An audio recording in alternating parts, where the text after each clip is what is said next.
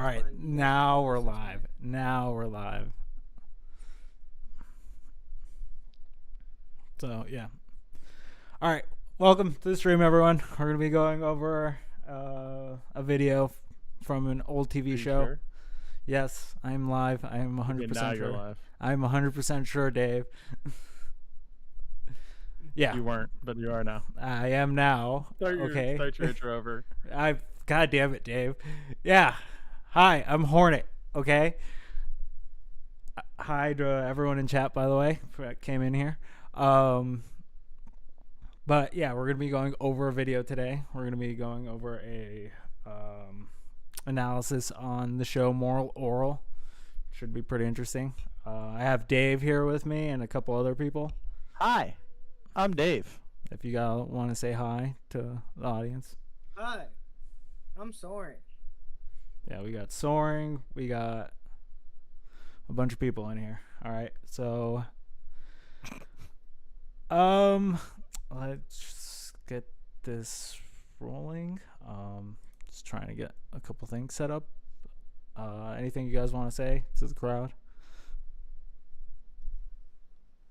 Nothing? No. Dope. I love the energy. I love the energy. I hate you, crowd. I hate you all. You all suck. This is the real Dave, by the way, people. This is the Dave you guys don't deal with. True. So, You yeah. see the filtered, kind Dave. Yeah. Yeah, let's transition into watching this, I guess.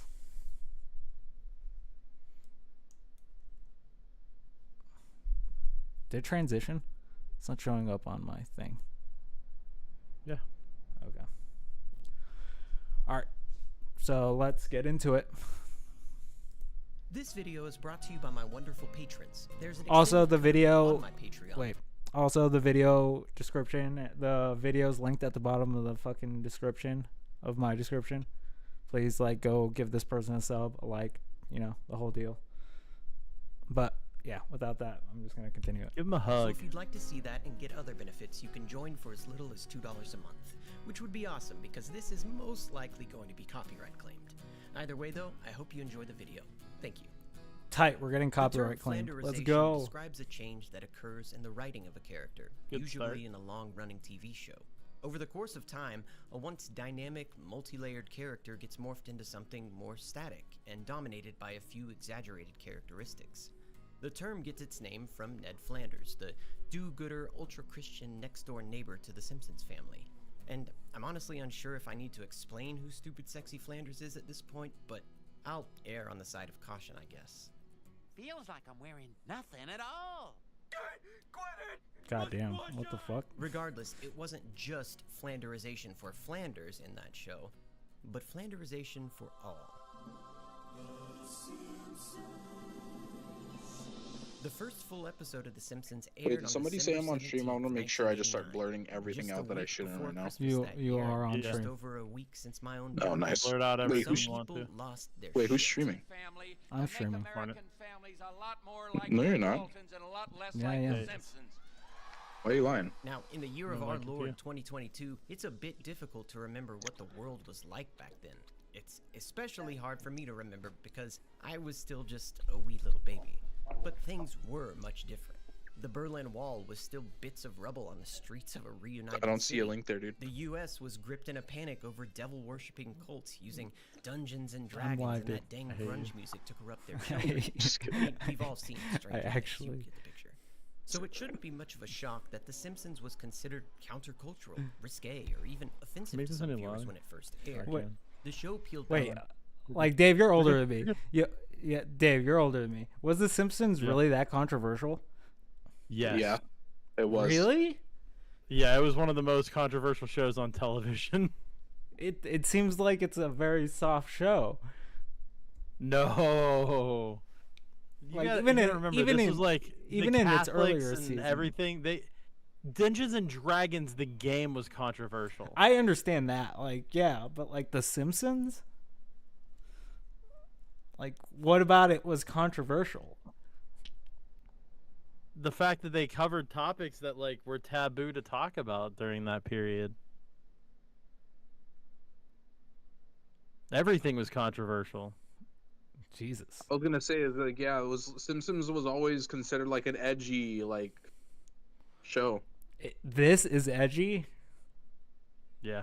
And this, wait, and we're calling the newer generation soft? What the? Well, no, it'd be like almost like all like Family Guy-ish. You know what I mean? Like Family Guy's edgy. Yeah, Family You Guy got, like, the is same edgy, but yeah, but like, humor. Family Guy is way more edgy than It's than but The you got to remember, Simpsons. like the shows on TV were like Family Matters, Full House, like wholesome, happy lessons. There's always a good ending. I mean, The Simpsons basically did that, right? There was always a resolution to No. the end of the episode. No, sometimes the resolution was bad in The Simpsons. What was the what is name? Give me one example of a bad resolution in The Simpsons, bro. There was always it was always That's something. like impossible for me to do. I don't know every episode or Yeah, like hardly yeah, any like, of the you episodes know, off the Homer top of getting, my head. okay. Homer getting Yeah. mad at Bart. Homer getting mad at Bart and just solving it by just choking him out. Yeah, that's a good thing to just show everyone. This is how you're supposed to treat your children. Oh, that's Yeah. true. The strangulation of Bart Simpson. Yeah. You're right. You're right. I guess I'm just remembering it with like cleaner eyes. I guess as a kid, I don't know.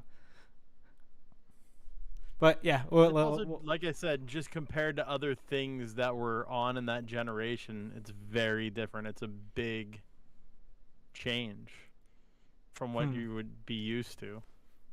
I guess. It just seems like it wouldn't be that controversial, but I could see your points. Yeah, I'm also trying to think like back then, what else was there that would be at like that there was like edgy humor in there, other than like maybe like Seinfeld or some shit, maybe.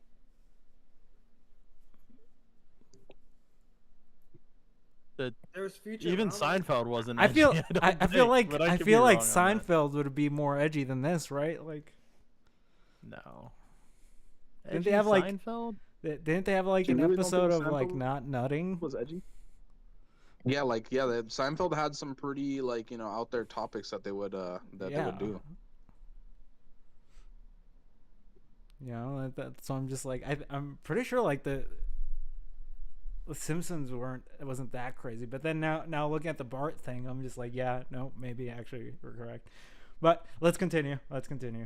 The layers of the by then rote image of a fake How about sitcom having an family, an and stereotypical instead made fun of a Indian much realer, more Apu? grounded Yeah, for yeah. that time American household, one full of warmth, Well, yeah, I'm not saying that it didn't have downright racial abuse by tropes, today's right? Like, standards. However, season after season wore on. The writing room shuffled members around, and the writing itself got sanitized by the general force of the show's own popularity and syndication. And as all these things changed, so too did the characters. Notice they just said Over pretty time, much the all the same Flanders things we just mentioned. wait. Did you notice they just said all the things that we just mentioned? yeah. Oh Like god. to a T. Oh, what's up, Easy? Hey, what's up, Easy?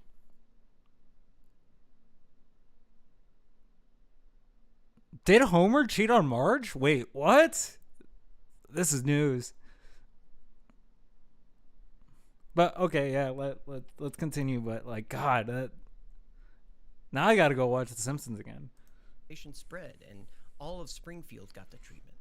In an interview with Vice magazine, Moral Oral creator Dino Stamatopoulos now we're getting into said the of that real first show. season, I realize I'm in the minority here, but the first season of The Simpsons was the best season because it was about the most real family on TV. I wanted Moral Oral to have the opposite of the progression that happened in The Simpsons. In contrast to The Simpsons, Moral Oral aired its 33 episodes between 2005 and 2006 on Adult Swim, all in a post-9/11 America, still rocked from that event and taking out its considerable fury and bloodlust in the Middle East. Many Americans were disillusioned and pessimistic about the world, a fairly normal reaction to such a traumatic event, and that was being reflected in the media at the time. Said Stanton Populus in that same interview, Bush was in the White House, and the religious right was out of control. They still are, but 2005 was sort of the scare. Hi, not that Christine. We're watching. What's up, Christine? We're watching analysis on the show Moral Oral.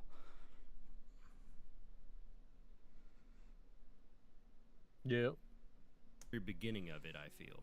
It was just the perfect Thanks. storm for this show. You have a good stream, dude. Moral Orel was the first example I can think of where a cartoon loses its own innocence, really allowing itself to Will dive do. deep into the consequences of the seemingly episodic events that happen in the show, turning it into something more serialized. It was this Vice article that got me to re-examine the show after only seeing a few episodes when it was still airing back in my teens. The article claims that Moral Orel had walked so that shows like BoJack Horseman could run. Oh, that's I true. had thought it Didn't was just a funny show. didn't dude used to say, "Welcome to Quickie Mart. Would you like a Slurpee?" Yeah, Wasn't like that. also yeah, part of? Yeah. it So yeah, the racial Apu. stereotype thing Yeah, was definitely no, in like there. there was definitely racial stereotypes in that one. Like right? There is a lot more than I was even like thinking off the top of my head. Yeah. There's a lot we can get into just on The Simpsons alone, I guess. But Yeah, for sure. like at the first thought of looking at The Simpsons, I don't really think edgy. Like when I Yeah, that think wouldn't about have it. been my thought, but I mean, now- the now more I look- think about yeah. it, I can I definitely. feel like the more you read it in there analyze more. a show, like the more you like realize, oh, this has way more crazy stuff in it than I expected. Which is kind of like what this show is like. But yeah, let's continue. Yep. Where they all make fun of the super serious Jesus people, but wow, that was not the case at all. It starts out fairly innocently with things like Orel getting addicted to crack in this sort of, aw shucks, kids Pretty will be innocent. kids sort of way. Pretty innocent. Getting Contrast addicted that to to crack. the second season ending with Getting his addicted to father crack is in a definitely drunken innocent. stupor shooting Orel in the leg with a rifle and then blaming him for it. And it's all played completely Based. straight. Other than the art style of the claymation, by the last season, when you look back at the first, it's completely unrecognizable. If it wasn't already obvious, then be aware of spoilers for the entirety of the show, even if it did go off the air like a decade ago. The show follows Orel, a child in the city of Morrilton, state of Soda, which I guess just kind of nudged Missouri over to the right a little bit. Orel is the That's pretty cool. They created a whole state and everything. State of soda. That's kind of badass. Yeah, that's actually pretty cool. eldest child of Clay and Bloberta Puppington. You heard that right. His mom's name is Bloberta. Bloberta. And another B. Other than those three, Orel has a younger brother, Shapey, who is coded as neurodivergent, which we'll talk about later. The town of Morrilton is ironically one of few actual morals. The people got a twist bit the of Bible's autism. teachings to fit their own agendas, and the Reverend rarely uses his pulpit for anything more than personal rants. It's very clearly a critique of the Southern Baptist Bible Belt and their hyper-religious worldviews. But we'll see that pretty quickly, so we might as well get started. The first episode sets out the tone and the structure of the show, at least for the first couple of seasons. That formula is basically Orel encounters something he thinks God will be mad about and overcorrects. Hilarious hijinks ensue, and then he gets a belt whipping from his dad in the study.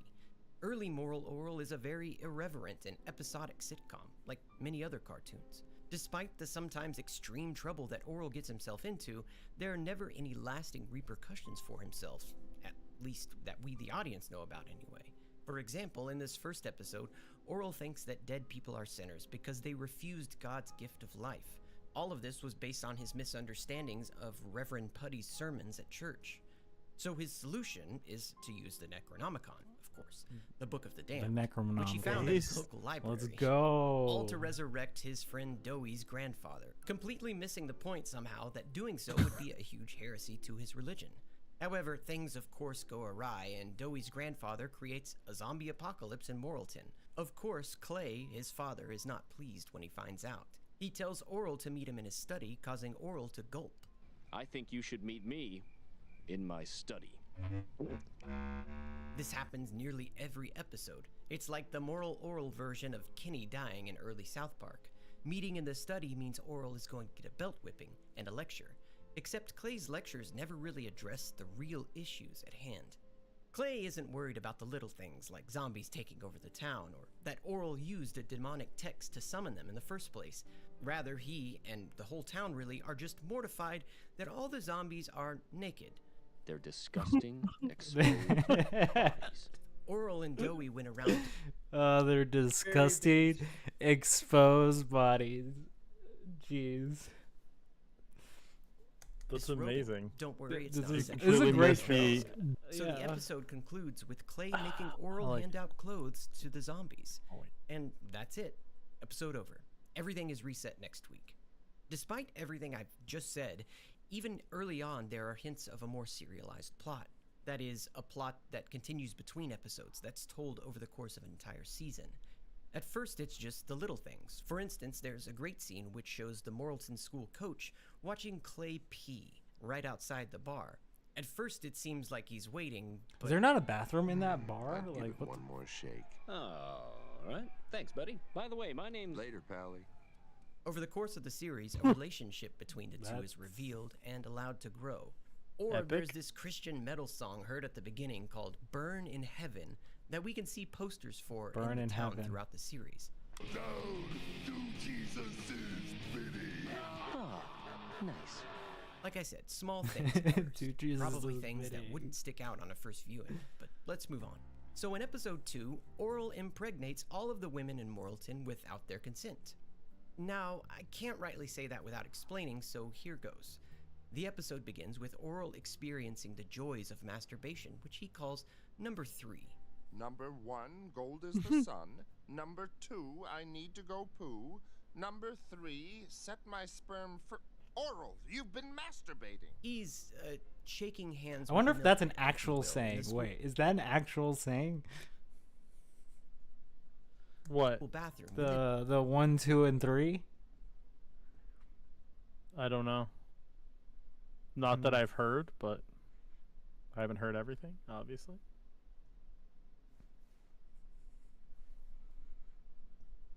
The janitor barges in. Eventually, Oral gets sent to the Reverend, who has these amazing banners hanging. The good Reverend tells him that the reason masturbation is a sin is because it's wasting his seed. But rather than the argument convincing him to stop, it causes Oral to decide to find a way to do it without wasting his jizz. But he doesn't yet know how, so he goes to his dad. This is You might see where this is going. Clay, in turn, avoids the question by reading an answer out of a book. Babies are made by I'm not gonna God's lie. If I had a chef, book that like gave me an visiting ladies age at and night tell while what to they're tell them, I would do asleep it too. and injecting them with the delicious glaze from his holy pastry bag. Okay, I would not say that. together, I would never. What? Wait, let's go back to that. Whoa, what the? Putting 2 and 2 The delicious ladies at night while they're asleep and injecting them with the delicious glaze from his holy pastry bag. Putting From 2 his and 2 holy together, pastry Oral bag. decides that What he the just needs to act actual- as God's chef himself, putting his seed into women while they sleep with the use of a piping bag. That's a thing. You know, that thing bakers use to put icing on cakes? Why did I have to speak this out That's loud? fucked up. Of course, when I they mean, find yeah. out, the women News. are, well, they're not Can you- happy to be pregnant. Definition of the word piping. Despite that, bag. there are no lasting repercussions for Oral. Or at least that's how it seems. I'll take him from here, Don. Well... To my study. Once God's again, his gold father thing. isn't mad at him for getting the town pregnant, The through but jokes are instead pretty he's just good. disappointed that Oral didn't do it in the missionary position, like God would have wanted. So, in the That- third episode, Oral gets jeez. addicted to crack. It starts with Clay feel like teaching we're him to learning all the never wrong waste lessons anything. here.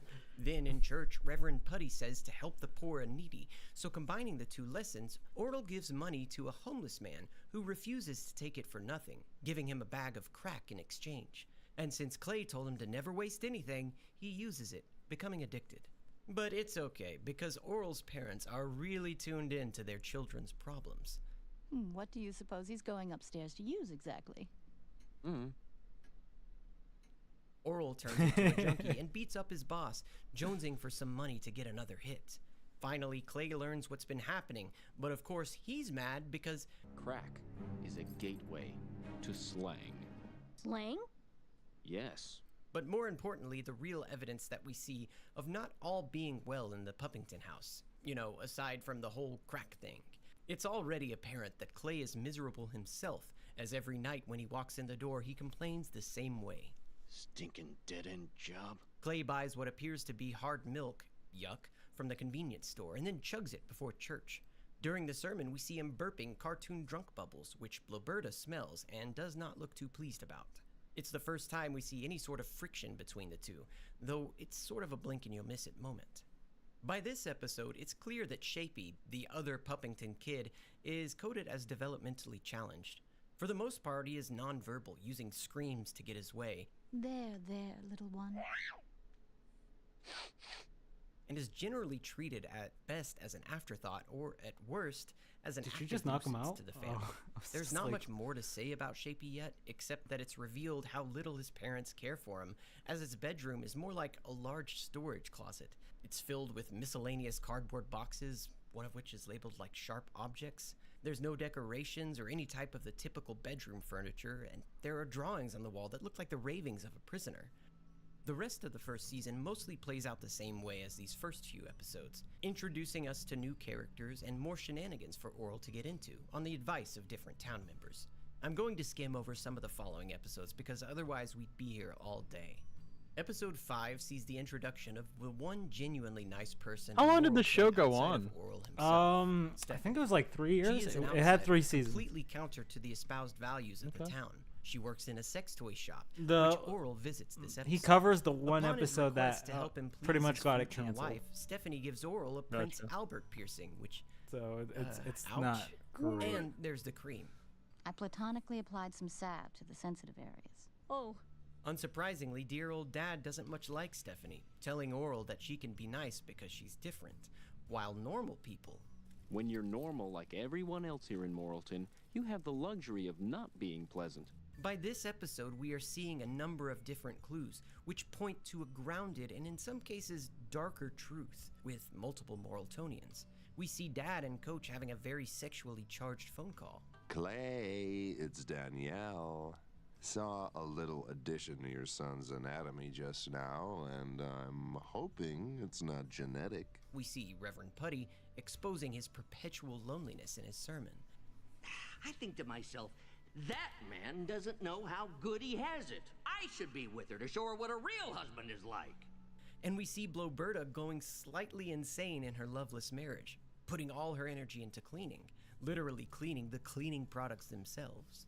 Episode 8 gives us our introduction to Joe, Coach Stopframe's nephew, and an absolutely puckered...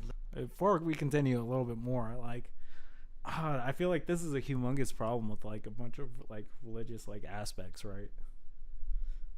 I don't know if you would agree with that. I'm writing down a few things. I feel like it likes to take pieces of religion and take like the small things in the scriptures and blow them up to be the big thing, but ignore the primary really bad things and just make those normal place. Yeah. They're obviously taking and flipping everything on its head. Yeah, like obviously Like, obviously obviously- this is like a hyperbolic way of looking at it, right? Like this is the most, but like I think that this is like one of the issues that runs like across it's more like the people in the religion, right, are gonna have the issue, not just the teachings of like the holy books that they use, but like how people infer them and what lessons they take away, right? Yeah, kind of. I mean, Yeah, I'm taking a few notes here just to Yeah. hit on when we're going over it, just in case, because I have a few examples of ways that like it takes and flips something to its absurd extreme. I mean, but it, in a comical way. Yeah, it's supposed to be absurd, right? Like that's And the- it's good. Like yeah. I enjoy this because I'll go into that after. Yeah, I don't yeah, want to yeah. give We'll too go- much of my thoughts already. Also, if you need me to stop anywhere, just tell me to pause, and we'll do that. So I'm good. Little asshole. Die, you dirty ants. That's for moving our dirt around. Yeah. He convinces Orel to beat up on some gay kids who are coded in the cutest, most wholesome way possible. You're nice. You're nice. You're nice. Nothing weird going on here. Upon hearing about his activities, a totally shit-faced Daddy Clay swerves through the forest in his car to pick up Orel. Now imagine my surprise when he wasn't actually mad about the gay bashing, but instead that Orel had left his other friends out to do it. You went out romping around and gallivanting with Joe, and you never asked those 3 longtime pals of yours to join in. You really Well, think that's see what that- bothered me? I think it's weird that the guy who's narrating this hasn't picked up on the fact that that is just what the father does in every single instance. He finds the most absurd point that he can pull from whatever's happening, and ignores all the things that are actually kind of wrong. Like, yeah, it for their viewpoint, being gay would be wrong, and it's wrong to beat somebody up. So like those would be the two obvious points. So obviously he can't use either of those because those are both things that the father should do. It's literally just taking the comical aspect of whatever you don't expect is what he's going to come up with for the thing. So I enjoy the way that they find some absurd way to use it. And when still there's kinda, glaring still things for him to be mad about right in though. the front. Yeah, it's super strange, but I enjoy all of this. Yeah, I just don't know why the narrator, unless he was joking. I think it's just like when you're catch watching it, like you're in a like different state, right? Like right now we're just watching like an analysis of like the show, but I think when you're in the show, like it's a lot more in depth, right? Maybe. So I feel like we're missing parts. But yeah. Yeah, probably. Questioning me, young man? Oh, an omelet face mask. Omelet face mask? Huh. That's pretty good. No, I won't explain that. At least the gay kids get a happy ending, though. You're nice. What the fuck? Finally, in the penultimate episode of the first season, we really start to see the cracks becoming exposed. Orel is trying to manage his brother because his parents are too uncaring to do so themselves, which results in Orel being shot in the face with a BB gun. This prompts Clay to chide Orel for being at fault because he isn't mature enough. So Orel sets out to learn what it means to be mature.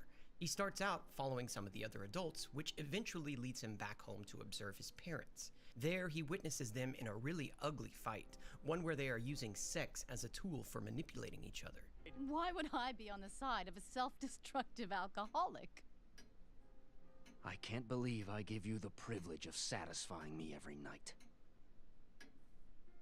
I think that is the most baseline I've ever heard.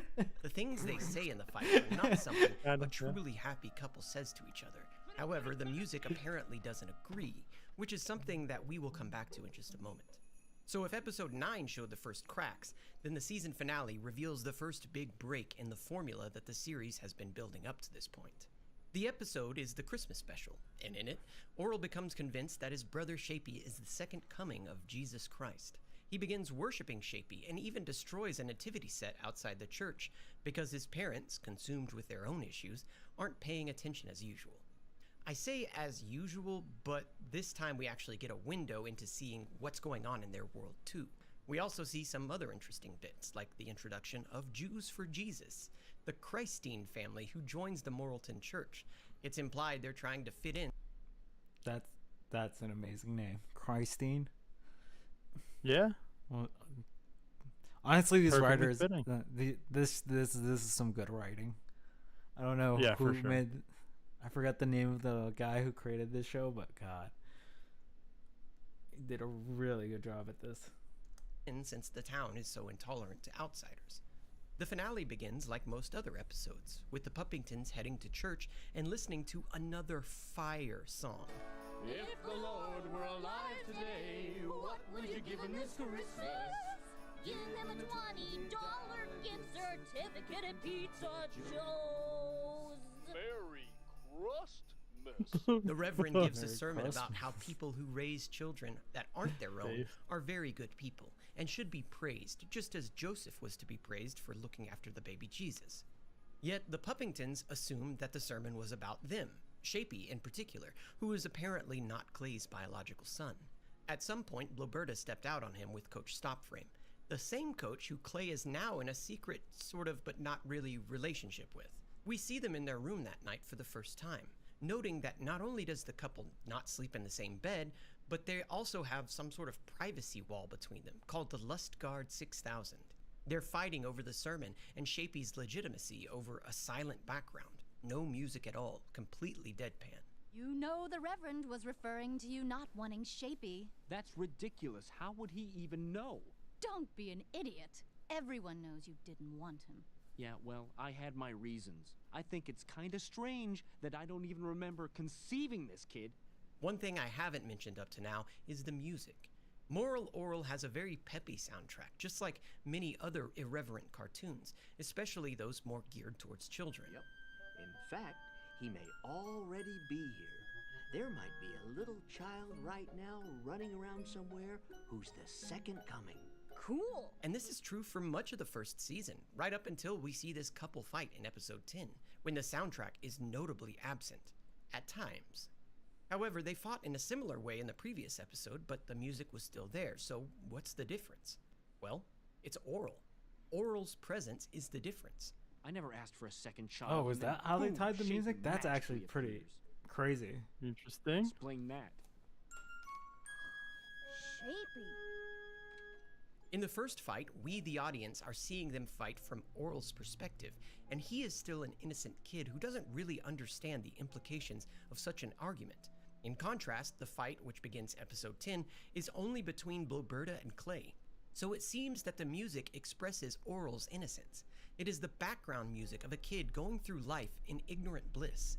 And as the series goes on, and that innocence is stripped away, so too is the peppy music. Though it Jesus. isn't an immediate thing. Yeah. The fight comes There's to a an lot end more to when that than Bloberta I was tells Clay that expecting. she is Yeah, unhappy no, like- and that she wants a divorce. You are disgusting. And we're only in I season want 1 a technically, divorce. so Fine. I'm gone. Live it up, baby! We see her lying in bed the next morning, eyes wide and unable to sleep, slipping into existential dread, once again in silence. After their fight, as the two boys are tearing up the nativity scene, their distraught mother comes to finally take them home. Orel asks about their dad, innocently insisting that he has to be there for Christmas, and not understanding the weight of the events unfolding. Bloberta doesn't take it well.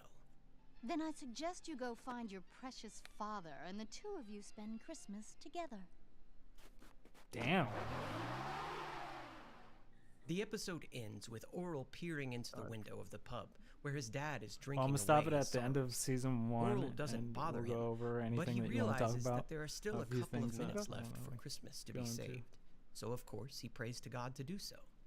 But you still have 2 minutes left, and I have faith in you. And as he waits in vain for some miracle to occur, the camera begins to zoom out, the scene dressed in utter depressing silence. We continue moving up and away, taking Oh, the and no perspective music of here a god. either? Wow. Yet we witness no answer, just the thick sheets of snow falling on an empty street, with Orel standing alone in the frame. And finally, the feeling that the entire episode has been building towards hits you. There is nothing more. This is it. Jesus. And then the realization that it Oof. wasn't just this episode, but the entire season was leading us down this path. This dark. entire first season and the bait and switch that it pulled was, to put plainly, art. It's beautiful in its simplicity, yet deceptively complex just beneath the surface. Fun fact, when the show first aired on Adult Swim, the pilot they showed was this 10th episode. When asked why on earth that was the case, Yeah, why would you creator do Dino that? Wait. Stompin' Octopus responded. So it's 2000. Stompin' Octopus? Season 1 Yeah, isn't it's starting Stomp. because Is standards that really and practices the were name? too afraid to put this show out. December came and they said, "It's almost Christmas now. Let's have that episode be our debut." This is one of our strongest episodes in terms of blasphemy. If we can air this episode and show SMP that no one is going to pick at us, then you got a better chance to air all the episodes. Unfortunately for the team behind Moral Orel, this meant that many people's first experience with the show was this climactic moment that needed to be experienced after building up the surrounding context. Imagine being one of those people that watched Avengers Endgame without ever experiencing any of the other MCU movies, and you sort of see why that might be a problem. Recordings just got better. The hell? Hey, it's Ads. Dana from StreamYard. I'm so You're excited not to paying for announce that premium? No, not yet. So then, season All right, that's season 1 though. I guess we're gonna get an ad every season. Let's go. All right. Pay All for right, what do you- premium right now. I'll set it up later. All right. So the notes that I've taken about the show so far, it's obviously the one that I already stated about the father is always giving the wrong lesson, and in the lodge. It's never the lesson that should be garnered from the episode, which is kind of what makes it funny. Yeah. Because it's kind of like that Full House moment at the end of the episode where everybody comes together and it's like, well, at least you now know that what you did was wrong and we're all going to grow from it. But it's kind of the opposite. It's like, well, yeah, that's what you get for not doing it in the missionary position. I don't know. It's absurd but funny. So I like it. Yeah, I would agree with that. I would say, like,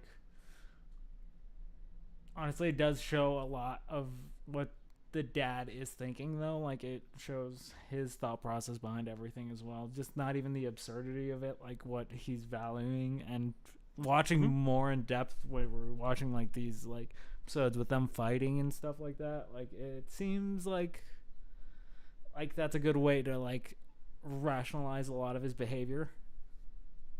Yeah. Especially with that. Yeah, like especially if like he's having that affair with that like coach dude.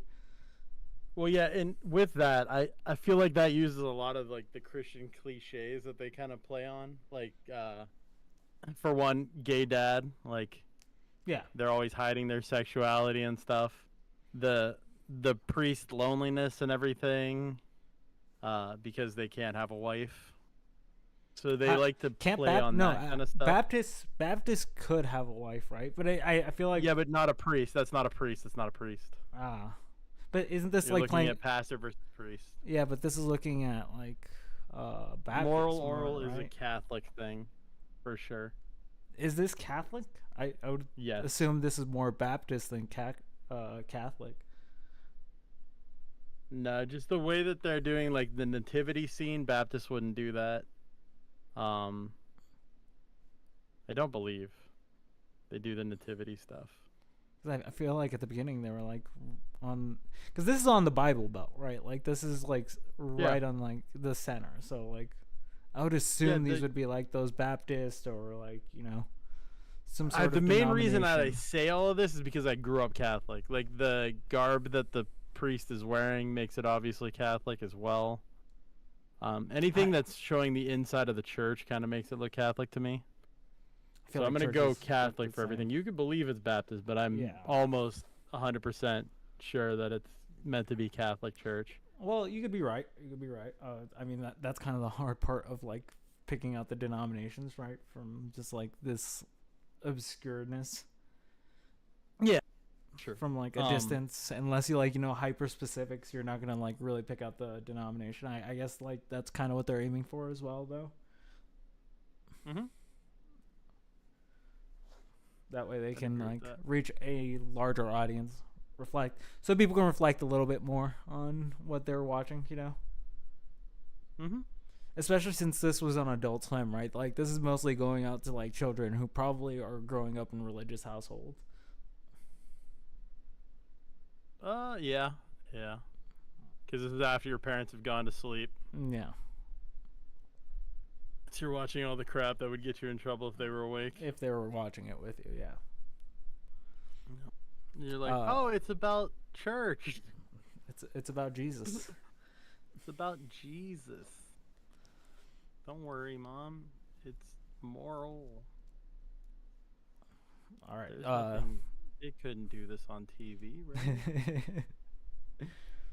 I mean,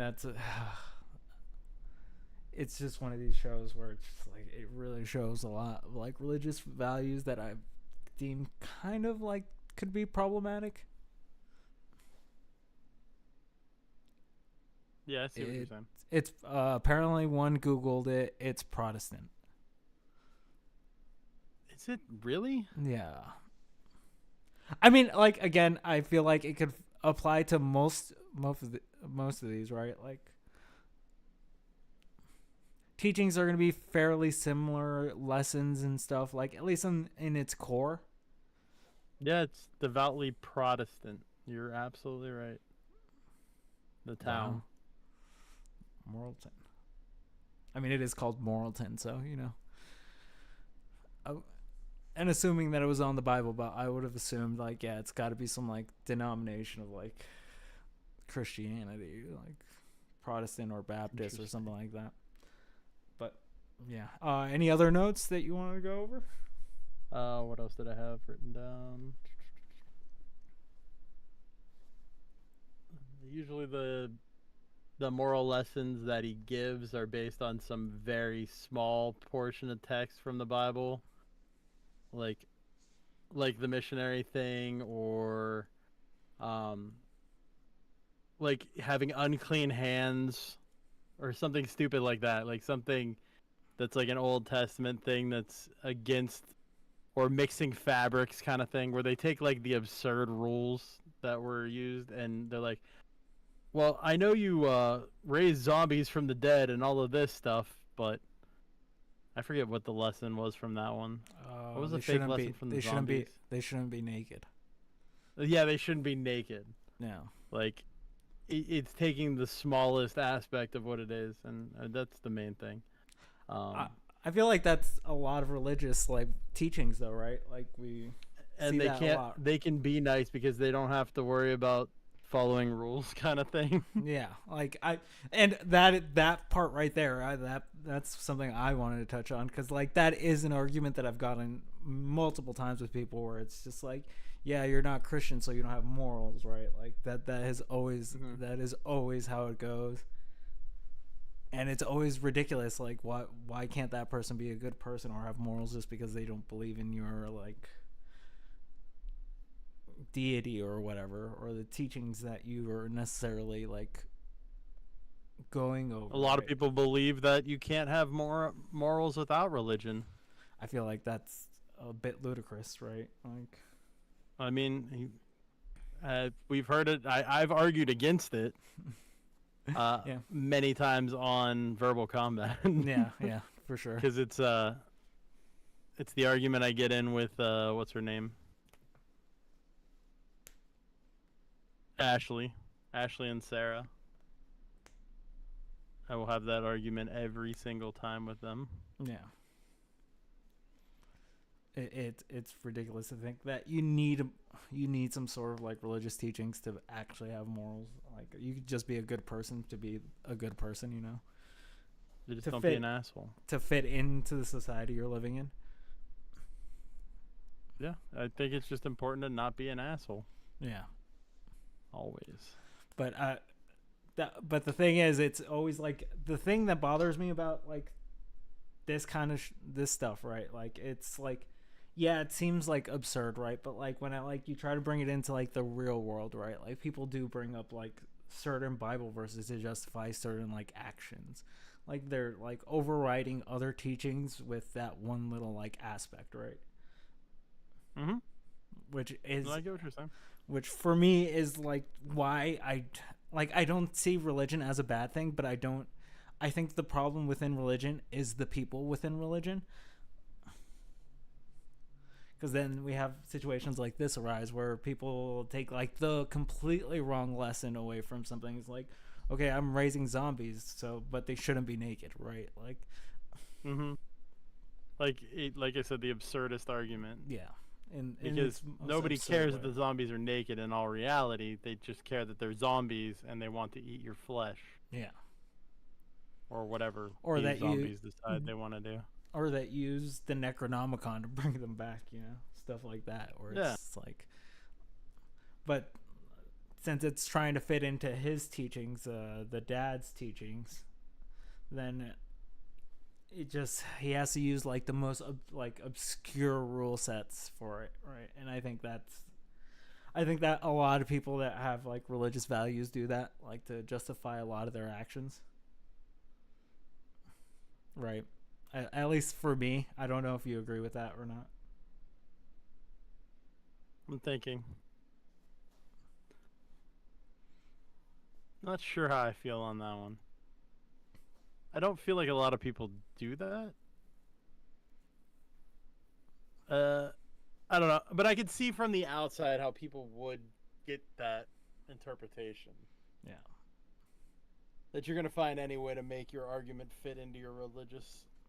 Yeah, you're going to just use some obscure line of text. Standpoint. It's kind of like why people have a lot of problems with Andrew. because every argument he makes, whether it fits or not, he'll squeeze it into his Christian moralistic worldview. Yeah. And You can take that as good or bad, or however you want, but that is an issue. Yeah, that is run into. And I feel like it just excludes so many people that it's just like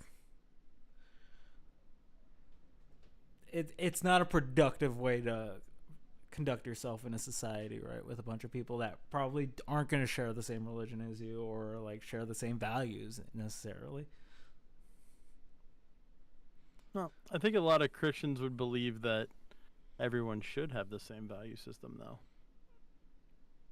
I mean, like I think like from if you're doing it the right way or the wrong way, that's how they're gonna look at it. It's like again, like that person can't be good because they're not following. They just don't have the same values you do, but like they still probably like hold some values, right?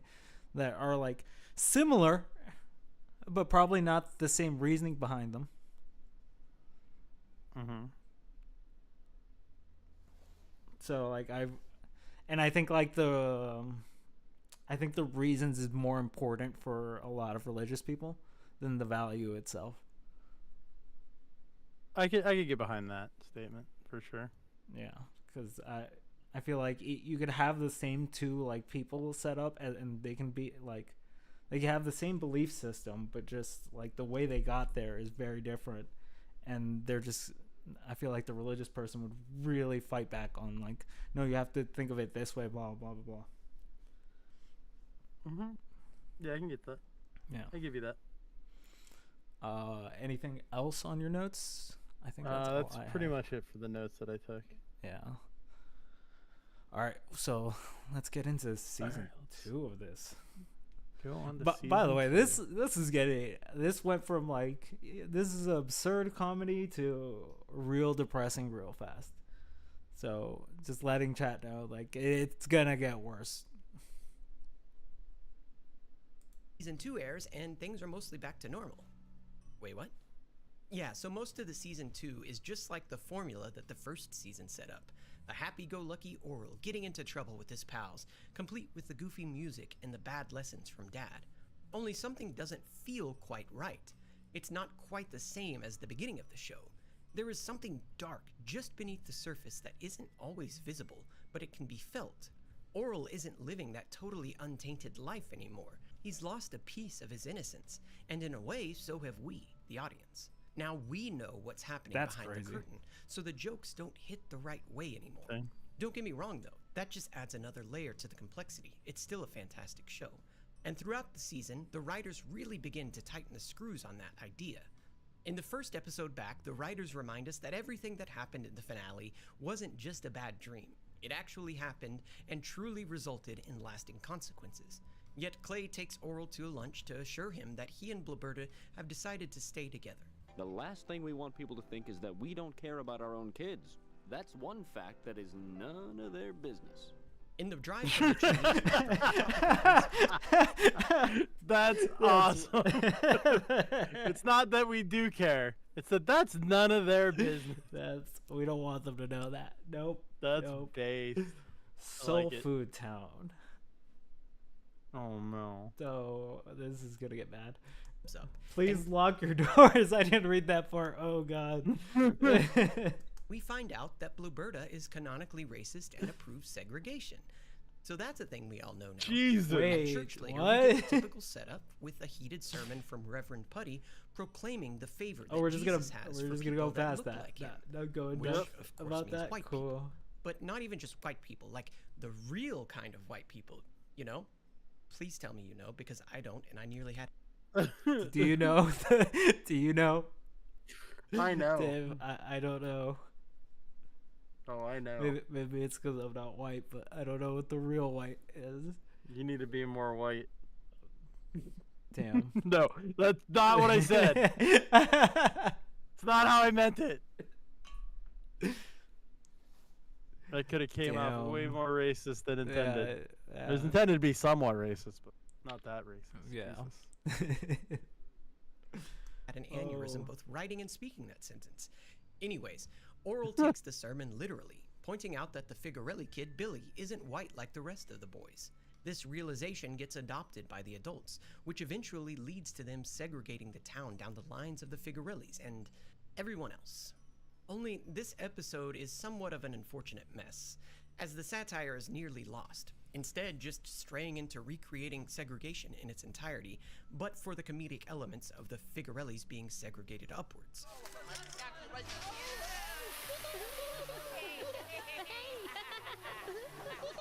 There's also the usage of an unfortunate N-word pun using the Figarelli name, which that didn't age too well, which is a rare miss for the show. The message of the episode is pretty muddled for anything beyond segregation bad, actually. Which, I mean, like, yeah, pretty hot take, I guess.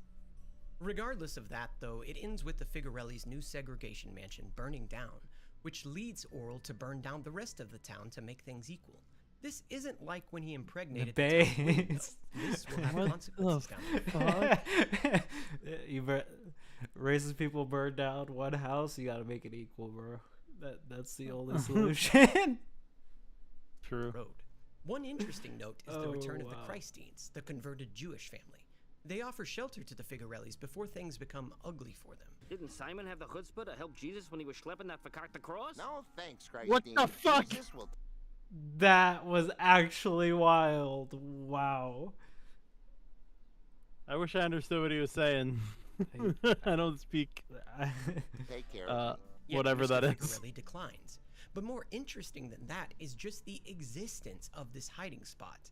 It shows that despite the Christines' conversion in an attempt to fit in, they know that deep down the town may never truly accept them. The existence of their secret attic tells us that they know it might have to be them up there at some point. That's fucking dark for a claymation cartoon. Yeah. So the second episode crazy forces dark. Oral to watch as his dog is taken to be murdered. Now, if you're saying to Wait, yourself, what? hang on, I don't remember Oral having a dog, then yeah, you'd be right. Bartholomew the dog is introduced this episode. Oral finds him while out in the park with his family. Despite the briefness of his appearance, though, he's still the best dog, and I love him. Life away. What do you think we should call you?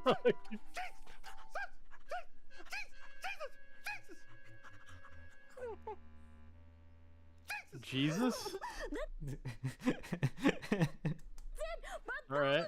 One of our Lord's lessons. Oh my What god. the fuck? Bartholomew. In case you didn't catch that, he's trying to say his name is Jesus, in case it wasn't on the nose enough. But of course, something so pure, so loving, is not long for the town of Moralton. Very quickly, some of the townspeople have beef with Bartholomew. Not because he pissed on their shoe or bit anybody in the dick, just because the kids liked him more than the Reverend for just a minute, or he miraculously made a girl able to walk after Dr. Potter's wheel said there was nothing he could do, hurting their egos. You know, that old chestnut. That's a bad doctor. Oral realizes that he actually loves Bartholomew more than he or maybe loves that's Jesus, actual which is a Jesus. big no-no. So he decides that he has to just try loving Jesus even harder. However, his dad and the Reverend catch wind of this development and use it as an excuse to make Oral get rid of Bartholomew, giving the dog to Dr. Potter's wheel, who outright says he's going to kill it. Gee, Dad, does he have to die? With all that love being spread everywhere, this dog is dangerous. What the hell? This episode really fucked Wow. with me. Not just because I have this love for dogs, but also because some of its deeper implications. Likely the reason Oral was so quickly enamored with Bartholomew is that he has never before experienced that kind of unconditional love from anyone else before, certainly not his parents. So of course, when he found it, he clung to it. But also because even after making Oral give the dog up, his mother rubbed salt in the wound by telling him that Bartholomew won't be going to heaven. Does that mean Bartholomew is going to burn in hell? Not that either. You see, animals have no souls whatsoever. That's what makes it so tasty when we eat and drink them. And that's the way most of Season 2 Yep. progresses. Similar Yep. to Season 1, as I Vegan said, Gains but wrote just this with episode? a darker tinge to everything. Nothing is quite as fun as it was the first time round. Everything is just a little crueler, and peppered in are reminders that everything that happened in the Puppington household is continuing to have consequences going forward. This season is twice as long as the first, though, so we'll need to speed things up a bit. In episode 3, Coach Calvary and Dad's Institute. relationship nearly goes full That's steam funny. ahead, Reverend Putty gives a homophobic speech, and the In coach case you joins don't a know, satanic Calvary cult was to the try hill for- that Jesus was crucified on. Yeah. Just because I know you're not necessarily Yeah. No. full of no. Christian dogma, but Yeah. you know enough. forming a ritual to make Clay finally be with him. Except the satanic cult is really just a bunch of nerds more concerned with earthly pleasures and sticking it to the church than really worshiping the devil, kind of like in real life. Not like the uptight Christians and whatnot. Yeah, the Satanists are not Listen, a great I bunch. don't know where you get your information, but Christians do eat candy bars. No, not this gooey, they don't. In episode 4, we find out that Oral's parents are trying swinging in their own weird way, and in Oh, episode good 5, God. Oral Oh, gets wow. eggs outlawed because they come from a sexual place. We get this really weird scene of a farmer sexualizing his chickens, which is another sentence I never thought I'd have typed. Jezebel, Horine. Are they gonna show us the scene? Carlotta, and This is gonna be wild. Gee, why are they so high up, Farmer Hush, Pony? boy. Horine looks like she's about to put on a show. In episode Her name was Hori. Did you hear the other names? Oh God, no. Go back. Listen to all the names. They're all which is another sentence pretty I never epic. thought I'd have typed. Jezebel, Horine, Slutsy, Carlotta, Slutsy. and Prostitution. Gee, Prostitution. why are they so high up, Hush, boy. Horine looks like she's about to put on a show. In episode 6, we find out that any kids who question the Reverend about his views on science get sent to a special ed class, which is a really poignant message about othering people who think in different ways, except for the unfortunate message about... Yo, that kid's reading Karl Marx in the fucking background. I don't know. Communist Manifesto. I Let's don't know go. how that's intellectual, but let's go. othering people who think in different ways, except for the unfortunate and frequent usage of the R slur. We also learn about Super God, which is like God, but like, super. More Hornet, powerful than turn all the volume powerful, up can on create the a rock video. so heavy Oh, turn the that volume up? even regular God Yeah. can't I got you. I lift got you. Now, you may have started to sense a pattern with the episodes thus far in We season good? 2. They all serve to Yep. destroy the innocence of Oral. While Oral got into trouble in the first season, it was always played as just silly hijinks, nothing more. But let's review what we've seen in this season so far. Oral is exposed to racial segregation. He is forced to lose something that he loves in Bartholomew. He learns about homophobia and is suspicious of sex, and he learns to judge people that don't conform to his beliefs. And it doesn't stop there. Episode 8 is pretty important because Oral finally finds love, and he learns that even if you worship the same God, if you do it in a slightly different way, you're evil and going to hell. A family moves into the Base. house next door, Sounds and they about are right. a carbon copy of the Puppingtons, with the only major difference being Oral's doppelganger. She is a girl named Christina. However, the family doesn't say grace the same way as the Puppingtons do, and chaos ensues. Those who Debtors? Trespassers? What are you nuts? Get out! Well, you think you know someone. Yet despite the families hating each other, Oral and Christina sneak out at night to be together. We even see That the was a good first edit. I guess example of copyright strike. Oral directly I'm just- betraying his beliefs and his That was a good parents edit. in saying the prayer the way Christina's family says it, something he immediately regrets doing though. Get it right. Don't look at me like that. This episode also cements the affair between Nurse Bindi and the principal of Oral's school that we first saw way back in episode 9 of the last season, and this will take center stage shortly. More importantly though, Shapey gets accidentally swapped with this doppelganger, and nobody notices for a while except for Oral. He tries to tell Yeah, his this is family, getting but he never darker, quite but gets not it out, that and dark it stays yet. that way for a while. Episode 9 shows Oral once yeah. again going against his faith. A rabbi doctor is injured by a Jesus figurine, leaving a Jesus-shaped wound on the man, which of course the town takes as a sign from God. Given that, they refuse to heal That's him, so which dumb. would destroy the sign. In fact, they line up all the other Well, sick that- patients to come in and kiss the wound, making it worse, festering with all the newly introduced bacteria and God knows whatever else. However, as the rabbi is near death, Oral finds a way to give him medicine while still having plausible deniability. Maybe if I put this Jesus figure close enough, it would help heal you. Yeah. Great. Here, Oh, no. I'll put it on this tray. Episode 10 is another important one No, that he- creates an That's ongoing smart. storyline. Wait, Once again, wait, cementing the Let's, I want to go into that part a little bit more. Great. Because that's smart Nope. as hell. Here, I'll put it on this tray. Definitely funny. He put it on the tray of medicine. He's gonna bring it over to the doctor. Mm-hmm. That's smart. That's a smart way to get around it. It's gonna heal him. You'll Well, see. It's more like he's giving him access to the medicine. So, you know. I see what you're saying. Episode 10 Yeah, is another that's- important that's one just that really- creates an ongoing storyline. Once again, cementing the change towards a more serialized storytelling and away from the original formula. Oral convinces Stephanie, the sex toy shop worker, to go to church with him, though it's revealed that she only goes to confront her father, Reverend Putty. It seems her mother, while a devout Christian am I that not didn't have surprised sex by out that of at all? wedlock, decided to steal some of Reverend's used tissues to extract his semen and impregnate herself. You know how people do. They're just gonna do this Remember, every he season, I guess. chastised Oral for doing the old number 3 last What's up, season. Crab?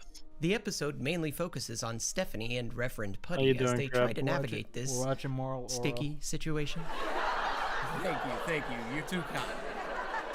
However, it ends in a rare wholesome moment where he tells her she can call him dad, accepting her as his daughter in one of the few examples of a warm Aw. relationship in Moralton. It seems that, despite her appearance and her profession, things that the good Christian people of Moralton look down upon, Stephanie is the only true, rational, and genuine person, and this spreads to the people she interacts with. Episode 11 is Oral's metaphorical awakening, the moment that he is really forced to face the truth of his shitty parents and the events that we have seen in the show. He is practicing for a praying bee, where contestants are judged on their praying prowess, Praying perhaps bee. producing a perilous panic in Oral, purportedly pointing at his predetermined performance. He kind of freaks out and That's injures too his many hands Ps. during his pray practice. Okay, that's the last one, I promise. And so he goes to Thank the one you. person that has been truly helpful to him, Stephanie. She gives him some things that facilitate meditation, which of course Dad doesn't like. Regardless, it helps him enough that later in the heat of the bee, when he is unable to concentrate on praying, Oral goes back to meditation. And when he meditates, he is visited by a vision of Buddha with a weird bumpkin accent. But I couldn't help in overhearing that your nothingness suddenly has become a lotness. Buddha reveals to him the Imagine reason meeting that he's Buddha. having trouble, the reason that he's been feeling weird Jesus. lately. However, having the truth revealed to Oral doesn't immediately make That things also better. doesn't surprise Quite me. the opposite, in fact. For the rest of the season and the show, really, we see him going through the different stages of grief: denial, anger, bargaining, depression, and acceptance. The grief of the loss of his innocence, his childhood, and of the perfect family he thought he had. In episodes 12 and 13, we see Oral going through the stages of denial and anger. In 12, Principal Fakey is having problems of guilt due to his affair with Nurse Bindi. Oral steps in for the Reverend in the repressional and tells him to just deny that it's happening, and then it'll be like it really isn't happening. Fakey finds out that he has an STD and blames it on his wife because he clearly is not the one sleeping around. Is there no decency left in this world? Diseased harlot! I trusted you! I was going to give you a baby! Oral briefly feels responsible for causing Fakey Okay, and that his was wife dark. pain, That was but actually Reverend really Putty dark. gives him the Little same bit. advice to repress his feelings, and the episode ends with Oral skipping off happily, in denial of the pain that he has caused and is feeling himself. In episode 13, Oral starts by listening to this song, which has been stuck in my head ever fucking since.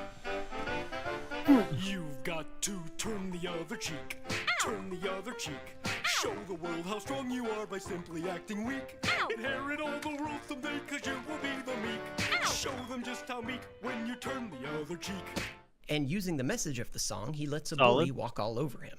But Clay teaches him that turning the other cheek is for the weak.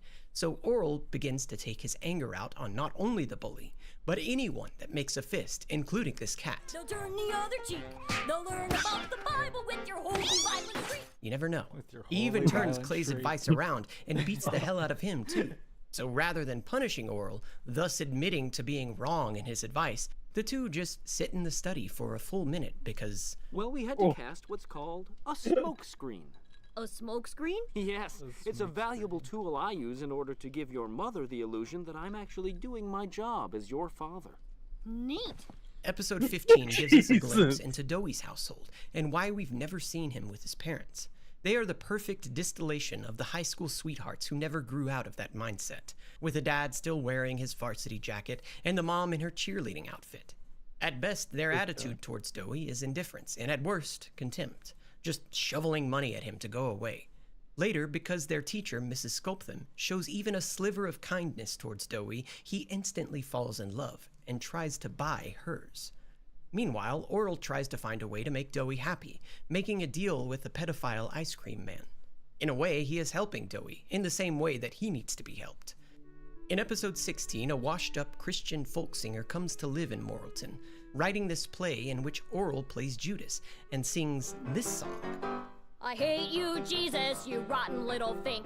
Your sermon never pleases and your parables all stink. Your eyes are beating noses, weird a goofy basket case. I'd like to take your stupid beard and rip it off. That's basically it. Nothing much else to say yet. Okay. In episode 18, Orel's movie premiere is where some real shit starts to go down. Orel premieres the stop-motion movie that we've seen him working on in the end credits after every episode. Many of the Moralton townsfolk are in the audience to watch. The movie is a pretty frank look at the life in Moralton and covers many of the events from season 1. It reveals what happened with the reanimated corpses. Wait, apparently we're having a huge stream lag. Not really much I can do there. Unfortunately. So we're gonna have to deal with it as we go along, but it is what it is. It is what it is, yeah. Just letting you know. Yeah, I know that there's a stream lag. I'm having internet issues. I said it beforehand, but they didn't fix it, so we're just gonna continue. We were just hoping. In the first episode, and how he got the townswomen pregnant. It lays bare Clay's drunkenness. Hey, Orel Puffington, my son. Yes, Clay Puffington, my father who looks like a puppy because he is loyal and good. You don't have to hurry. And the Reverend's crippling loneliness for all to see. I love Jesus so much that nothing else matters to me. I don't need girlfriends or wives or anything like that. I'm happy being all alone. Wait, so can Reverends must be able to get married, right? I believe so. So he can get married. Let's quick Google.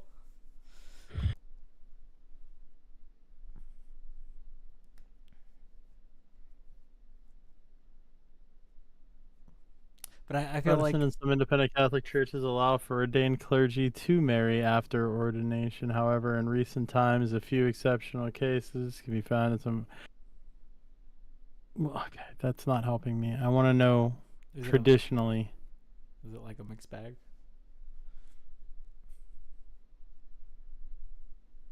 Because if it's like a mixed bag, then yeah. But I feel like it would still be very hard for him to date, as a man of God. I guess traditionally no, but in modern Christianity, Protestants and Catholic churches allow for clergy to marry after they're ordained. Okay. Well, at least he can marry. It's probably hard for him to find someone. Well, it also depends what they're trying to depict in the show. Yeah. They might be depicting that he can't. Forever. Midway through, Dickhead Joe takes over the voiceover, doing mocking voices, and reveals Principal Fakey's affair with Bindi. Hey, that actually looks like Principal Fakey, the dumb guy at school. He cheats on his wife with the dumbest girl ever, Nurse Bendy. The movie also reveals to the town Clay and Orel's ritual belt beatings in the study, and Dr. Potter's Wheel asks the question we have all been asking ourselves for this entire series. Is his dad molesting him? What? Oh, of course, nobody is happy with Orel, though we didn't really get to see the aftermath yet. That's too bad. Yeah, I guess sometimes I don't think that's what I would have taken away from that. But, okay. Like what? It is what it is. If 18 was a dive off... Wait. Did you see that part? Like what? Not sometimes certain things get misinterpreted. Like what? Not sure. If 18 was a dive off the deep end, though, then episodes 19 and 20 are where Moral Orel hits the bottom of the fucking pool directly on its face, and we just watch as the metaphor grows out of control as Orel lies unconscious at the bottom and the blood pools on the top of the surface of the water. Right, I guess I'll begin at the beginning. Wait, what? These episodes are really just a part 1 and 2 of the same story, which is a first for this series.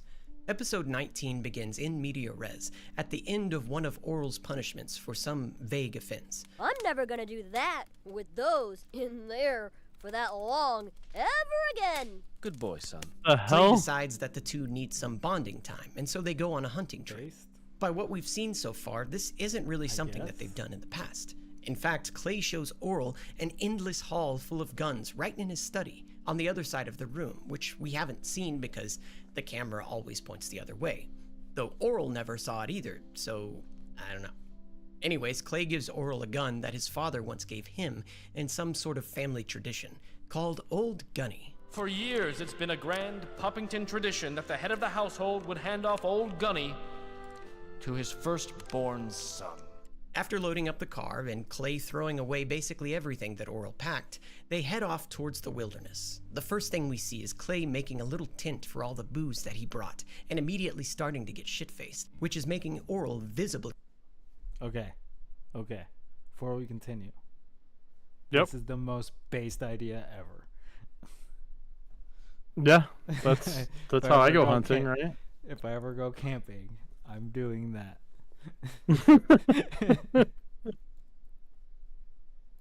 Just bringing a tent for my booze. Uncomfortable. One interesting thing about this episode is that it's really the first time we've seen these two interact alone for an extended amount of time. It's uncomfortable just sitting there and watching the events unfold. We empathize with Orel, who is clearly just as uncomfortable as we are, and this is just how things are going to be going forward. All the things that the early show just cut out or didn't show us are on full display, and it leaves us to wonder if this is how things really were the entire time and we're only now just seeing the full picture, or if the relationship really has decayed this much. Plus, Clay keeps referring to different objects as nature's things, like... So, with one of these honeys, we're mercifully letting animals take what we like to call nature's shortcut.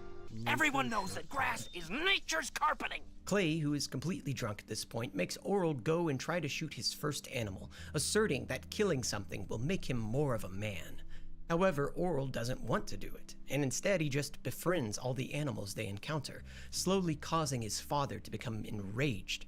Finally, Clay takes the gun from him and kills a deer himself, which quite visibly traumatizes Orel. He then shoots a dog in his drunken stupor, saying, Orel, hunting dogs are just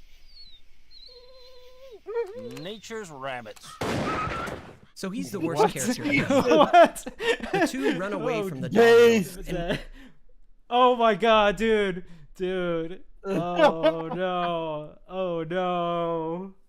That's so good. Dude, oh, look at the background over here. Yep. They mounted the dog's head. Oh. Nature's rabbits. So bro. good. Nature's rabbits. Nature's rabbits. We next see them by the fire with a very diseased-looking dog corpse, spit roasted over the fire, and Clay eating an even more diseased-looking paw. It's clearly designed that way to evoke disgust, if we already didn't feel it towards the drunk bastard. And then, finally, Orel snaps. Well, I think you might be... too drunk. We've been waiting for this the entire season, but all of the trauma built up finally causes it to happen, and he talks back to his dad. I typed something in the side chat calling for him you. out for being a drunk and a mean one at that. This sets Clay off on a diatribe. Why do you quit working on me? She always fools me, Orel. I'll make things better, dear. Drink me. Put me inside Jesus. you. I'm great. And she chokes me just like every other whore out there.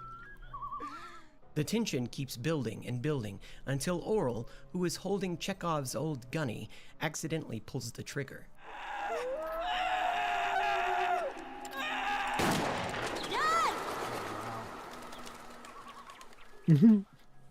It's played as a cliffhanger, leading into episode 20, but in actuality he only shot one of Clay's bottles, which was actually probably the worst thing he could have done.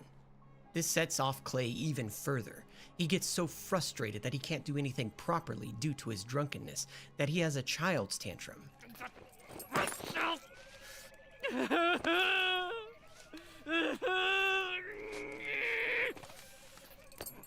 He then picks up a rifle and accidentally like shoots Grace on the Oral in abuse the leg. stream. Yeah. Don't butt me! Don't butt me. What the fuck? He just shot him, dude. But it doesn't end there. Clay immediately blames Oral for it. You've got to learn to be more careful, son. Wow. Dad? Well, it's supposed to. This is almost Dangerous exactly the nature Grace spankings. abuse me. And when he stream. finds the first aid kit that he told Oral not to bring, rather than helping his son, he just drinks the entire bottle of rubbing alcohol. He passes out in a drunken stupor next to the gravely wounded Oral when a bear comes across the camp, forcing Oral to shoot the animal and lose that last little bit of his innocence. Clay doesn't wake up until well into the afternoon of the next day, and we just watch as Oral lays there bleeding out. And when Clay finally does get up, he blames Oral again for standing in the way of his gun. Oh, I don't remember that. So that means it's not my fault. Well, we should get you. None of this is played as a joke. It's shown completely flat, forcing us to just sit there in this highly uncomfortable and cruel experience that the show has morphed into. And it's very surreal. This show, which began with a silly raising of the dead plot and a funny lecture over the nakedness of the corpses, has led us to Oral being shot by his own father, bleeding out for an entire day in the forest, and then being gaslit about what happened. Watching the first episode and these two feels like watching two completely different shows because, in effect, that's what they are. Episode 20 in Season 2 itself ends with Oral laid up in bed, his leg heavily bandaged. His mother comes in to check on him, and he asks why she married Clay in the first place. She first responds flippantly, basically saying that if not for that, then everybody would just be gay, which is super sound logic. But then she just says, Oh, well. Why not? Well, it's just that when he drinks, he changes. Oh, he doesn't change, Oral. That's just his true nature coming out. We fade out once again, ending a season not on a major event, but on a lack of one, silently watching as Oral contemplates the answer, and really his entire life, as he eats his cereal in bed. The second season has shown us the depths of Clay's cruelty, but also that nobody in Moralton has clean hands. Wilberta is an out-and-out racist and homophobe, and never even notices that one of her two sons was There's swamped. so much here. How many Reverend seasons Roy does is the a show raging have? hypocrite in more ways than one. Principal Fakey is a serial adulterer. Mrs. Sculptham, the have one teacher, more to go uses through kids after to this. derive any pleasure out of life. Doey's parents are horrible, and the ice cream man is a sexual predator. Nobody is clean. And Season 2, even more so than 1, opened both our eyes and Oral's to this truth. Actually, other than Oral and Christina, there's really only one person who hasn't fallen into the pit of the town's depravity, and that is Stephanie, the girl that they all look down upon for being different. In other words, having piercings and tattoos. This isn't really an allegory or metaphor. It's a direct criticism of ultra-orthodoxy Christianity and the rampant hypocrisy that is so often packaged together with it and found so prevalently in the Southern Bible Belt. And in the years after 9/11 especially, much like today, that was very prevalent in American society. But more important to the show is this young boy Oral, who was indoctrinated into this belief system. He is someone who is wholeheartedly devoted to this Christian dogma, but also blinded by his childhood naivete about all the people that surround him and their agendas. Ultimately, the show, Season 2 in particular, is about opening his eyes to the truth. And if that's the case, then Season 3 deals with the fallout of that awakening. Hey, Ryan Reynolds here. Big Wireless Oh, God. has once again raised... More ads. You just mute it while it's going and we can start a combo. Oh, wait, no. This isn't even over. Oh, jeez. Oh, never mind. Is that the end of Season 2? Yeah, it's the end of Season 2. Yeah, okay. This is Season 3. So I really only have one major takeaway from Season 2 over Season 1. It feels watered down, but it's less it seemed like it was much less about like the religious aspects of it. and more on just like base morality. Like shooting animals and things like that. That's nothing that's like necessarily religious. Yeah. I just felt, aside from like the first episode with the differences in praying, they didn't really make fun of the religion as much. I thought that was funny as hell though, because it kind of just reminds me of like being afraid to pray in front of other people because you might do it the wrong way. You might say the wrong thing. Be judged on how you pray, kind of thing. Yeah. But yeah, I don't know. Maybe my read is different than yours. Maybe you have more of a religious read from this, but I got very little religious. For me, it's more like it's not really like the religious read. It's more of what we've been talking about, where it's just like the people in the religion. Read, right? Like not necessarily using dogma this time around, because the first time it felt like they were using like at least some like sort of like baseline to essentially give the lessons that they were giving, right? Like with the dad giving his specific lessons. So, but this time around it just felt like it's more like going more in depth into like how a lot of these people's like lives are actually like, right, like showing an absurd value that they like preach if anything, it might give like a more realistic view on how family dynamics actually could happen in a negative way. Yeah. Where perceptually, you get into the other dude's family, you get into the fact that the goth girl is actually the pastor's daughter or reverend, whatever you want to call him. Yeah. The other family moving in next door and leaving their child, their child, and taking the other child. It's there's a lot to unpack. The dad scene at the end is actually wild though. Like, yeah, it's very, it goes the route of dysfunctional family instead of what we're used to.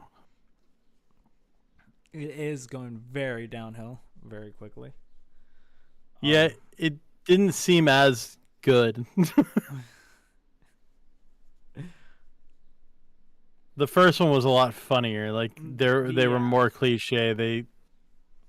I mean the dog being Jesus and all that was pretty. That was base, but wasn't that in the first season? No, that was season 2. Okay, season 2, and then I'll give you that. That one kind of does have a little allegory, song, which was pretty. Which I thought was a pretty base song. Yeah. So. Okay. Other than that, I don't think there was a lot to dissect that he didn't dissect. I'm trying to think of something, but I don't really think there was a lot here other than like, I don't know if you noticed in the background the crane showing up multiple times. No, I have didn't. to point it out, but like the crane has been showing up like here at the window scene, like we go like here. Like you can see the crane. Oh, okay. Sorry, I was thinking of a crane, and like lifting building crane. It's also there when he's like hunting. Interesting. So I think that's a pretty good like addition to at least show that his innocence is being lost here within this within this family, essentially. Other than that, yeah, I don't think I have very much on this one. I just kind of want to go through the rest and just give an overall look at it. You know what I mean? Sounds good to me. But let's continue. Then it's hard to say whether this final season represents the final stage, acceptance, or if he is still stuck in depression. Often the season teeters along that line. Regardless of whatever else can be said, is that Season 3 is a major departure from the first 2 seasons. Gone is the happy-go-lucky music, save for a few episodes where we flash back to past Orel, before the hunting trip. Gone are most of the comedic aspects of the show in general. In their place, we are served this grim look at a town rife with religious fanaticism and none of the moral fiber that it supposedly should come with. If the show is the perspective of Moralton through Oral's eyes, then while we saw the show in seasons 1 and 2 through the eyes of a child, in 3 we are seeing it through more adult eyes that are able to see nuance and sadness and strife. In actuality, though, a fair bit of season 3 doesn't even involve Oral, but instead looks at the events happening all around him. But centered in the season is the hunting trip, sometimes looking at the events that led up to it, and others looking at the fallout. The first episode begins with the song No Children by the Mountain Goats. We watch silently as the Puppingtons wake up in their separate beds, going about their separate routines, avoiding each other. Unlike basically all the other songs in the show to this point, outside the silly background music, this song is non-diegetic, meaning it's not actually playing in the world. Only the audience can hear it, and it describes what's happening. It's this extremely dark song with the lyrics, I hope you die, I hope we both die. The singer is voicing a vast frustration with a destructive relationship which has warped into this hate for everything and everyone, and it perfectly fits with the story of Clay and Blibberta. In fact, the soundtrack for this season is filled with songs like these, each one carefully picked to express the feelings of the characters, simultaneously Didn't I have to sing a Mountain Goats song at karaoke once? There are a Pretty few sure. more from the Mountain Goats, as well as some from other artists, like the Choir Practice, Smokey Io made Perry, me and Savoy. I sing it. highly suggest checking out each of them, as they're all pretty great songs. Anyway, we get to see things from Blibberta's point of view, while Oral and Clay are on the hunting trip. She finally realizes that Shapey has been swapped, and goes to swap him back, but winds up with both somehow. Takes that long. There's very little dialogue here, but it's clear that she is just a very unhappy, lonely person. She goes from having alone time with her dildo collection to begging Reverend Putty to sleeping with her. When none of that works, and even her largest toy doesn't satisfy her, she goes to the hardware store to pick up a jackhammer to do the job. What? But this, of Jesus. course, injures her pretty badly, so she has to go to Dr. Potterswheel, who doubles as an OBGYN apparently. He gets a sick pleasure from her pain, though, and tells her not to worry about the injury, prescribing painkillers and telling her to hop back on the horse, so to speak. And when the pills cease to have any effect, just come in and I'll take a good hard look. Then I'll raise the dosage. But this, of course, leads to re-injury, and on the return visit, the doctor climaxes as she describes her pain. There's a steady throbbing bang, pulsating through my whole lower the body. fuck? No, it's getting Burns weird and dark. intensely as it creeps down from my hips, shooting ever so Much to Doctor? She realizes fuck? this and latches I have onto no it, idea, bro. looking for anything to fill the void in her The video life, is not even when moving it on means live, literally by the way. destroying her body and Is it not dignity to moving get on? it. It's only after she realizes this Well, when she maybe comes it's back just to the doctor without lagging any that much. injuries because she no longer needs her collection. He no longer looks at her the same way, and he basically Hold on, throws her let to me- the curb. Then we see him get Okay, the call never mind. that It's Oral just has that been delayed. shot. Yeah, The it's episode delayed. ends exactly how it began, with a symmetrical top-down Not really shot much we can of the do to couple fix it laying at in their the separate moment. beds, True. Just the internet frame and Just divided make sure not by the to end it on postcard YouTube 6001. They upgraded. tab when Time you're has done. passed. Major Wait events till have it's happened, finished but at and the caught end up of to where the we day, are. Nothing has Yeah. changed between the two. Just stop it on OBS. The second episode OBS, takes right. place Yeah, before stop the it on hunting trip, OBS so the before peppy you stop it background on. music is back to a degree. It begins with Clay catching Oral bathing in human blood. No reason is given yet, but keep that in mind because it'll be coming up People in a can watch bit. it over if they want In to. fact, this season in particular weaves together a web of events, Wait, all I happening looked away roughly for a second. simultaneously. What is and we happening? often see these things crossing over in multiple episodes. Because of Oral's little hemoglobin soak, Clay realizes that normal punishments aren't really working, so he bans him from going to church instead. This sends Oral into a spiral, and we Yeah, this is see that that upload after issue 2 that I was weeks telling he you has about gone having. completely insane, reverting to a primal state and building a church I was kind of costume hoping it for would work himself. today, but I sure do wish God would use his tricky magic for once and make church walk to me. Hooray! He runs into Doey, who suggests finishing the costume with a cross, which leads to Oral's death by lightning strike. Only Oral doesn't see heaven or hell when he dies. Instead, he's left floating in a void, which concerns him. He is resuscitated by Dr. Potter's wheel at the hospital, but due to his experience, he takes to killing himself again and again to try to figure out the afterlife, seeing stranger and stranger visions each time, even including ones of the future. After the last time being resuscitated, he tells the doctor, his father, and Dowie what he saw, or he tries to anyways, as soon as it's clear his vision isn't consistent with their brand of Christianity, Clay silences him. Oh, wait! No, I remember! That's because what Orel saw was fuzzy clouds and fuzzy angels and isn't that right, son? I don't think so. Well, then let me help you remember. In my study.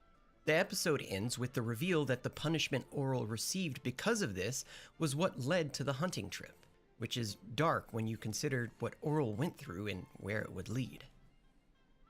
Episode 3 goes back a little further. The townspeople have a meeting in the church about Orel, and the damage he's caused the town vis-a-vis his hijinks, and the song he sang last season in the play, thinking events such as the dead walking as signs of the apocalypse. At first they blame Orel for all of it, but then... It is my considered opinion that the child may have been... misled. I don't think so. Their solution is just to not give Orel advice anymore.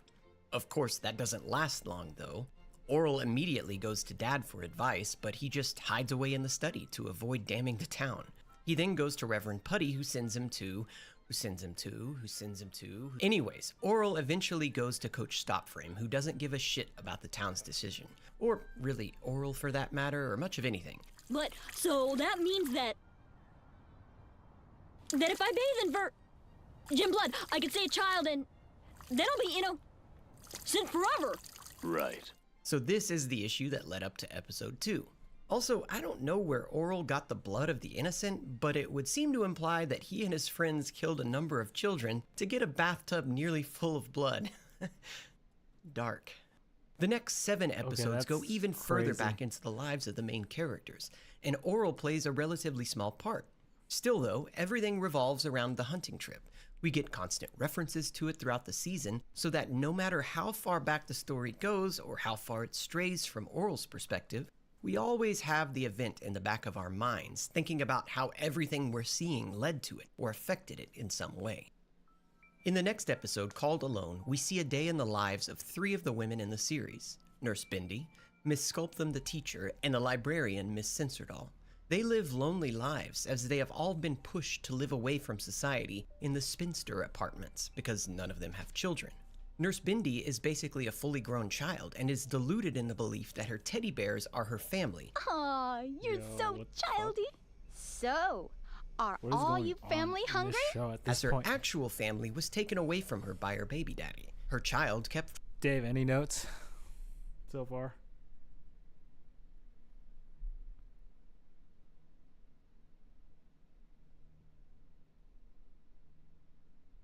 Oh. Dave, you're muted if you're talking.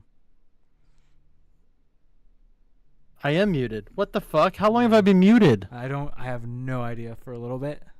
Oh shit. I've been talking back and forth every once in a while. Okay. Yeah.